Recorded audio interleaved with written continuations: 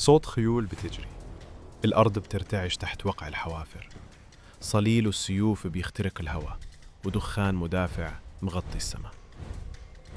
في لحظة واحدة العالم كله كان بيبص ناحية الشرق، مش عشان حرب عادية، لكن عشان رجل اسمه إبراهيم باشا، القائد اللي عمره ما عرف طعم الهزيمة، والرجل اللي خلى ملوك أوروبا يحسبوا خطواتهم قبل ما يناموا. بس السؤال اللي فضل محير التاريخ لحد النهاردة، ليه الراجل ده مات فجأة؟ وليه نهايته كانت هادية بزيادة عن اللزوم؟ النهاردة يا عزيزي هنفتح ملف واحد من أخطر ملفات التاريخ، قصة القائد اللي كان ممكن يغير شكل العالم لو عاش شوية كمان. إبراهيم باشا ما كانش مجرد ابن محمد علي باشا، إبراهيم كان الأداة، السيف، والعقل العسكري اللي اتبنيت عليه قوة مصر الحديثة. من وهو شاب صغير كان واضح إنه مختلف، مش اندفاع، مش تهور، لكن هدوء يخوف. هدوء واحد فاهم هو داخل حرب ليه وعارف هيطلع منها ازاي.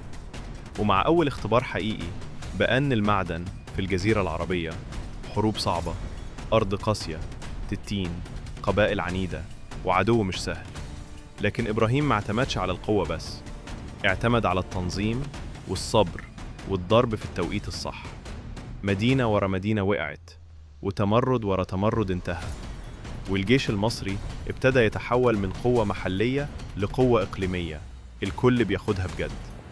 وبعدها السودان، أرض بعيدة، مناخ قاتل، وأوبئة بتاكل الجنود، لكن برضو الجيش مشي 10 وتفز ورجع أقوى. وهنا يا عزيزي إبراهيم باشا ما بقاش مجرد قائد ناجح، بقى اسم لما يتقال الجيوش تحسب حسابها. لكن الذروة الحقيقية كانت في الشمال، الأناضول، أرض الدولة العثمانية نفسها. وهنا الخطر بقى وجودي. في معركة نصيبين التاريخ وقف يتفرج، جيش عثماني كامل 90 منظم أمام جيش مصري منظم، عركة انتهت والدولة العثمانية اتكسرت كسرة ما كانتش تتحملها. الطريق للإستانة بقى مفتوح، وهنا جوة دخلت على الخط، مش حباً في العثمانيين لكن خوفاً من القادم. فكرة إن قوة جديدة طالعة من الشرق وتوصل عاصمة الخلافة كانت مرعبة. ليه؟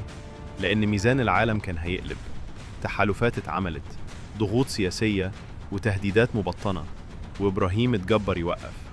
رجع وهو لسه قادر يكمل، بس رغم كده فضل واقف. رجع مصر وبقى وليها، والأول مرة 50 القائد اللي عاش طول عمره في الحرب يقعد على كرسي الحكم.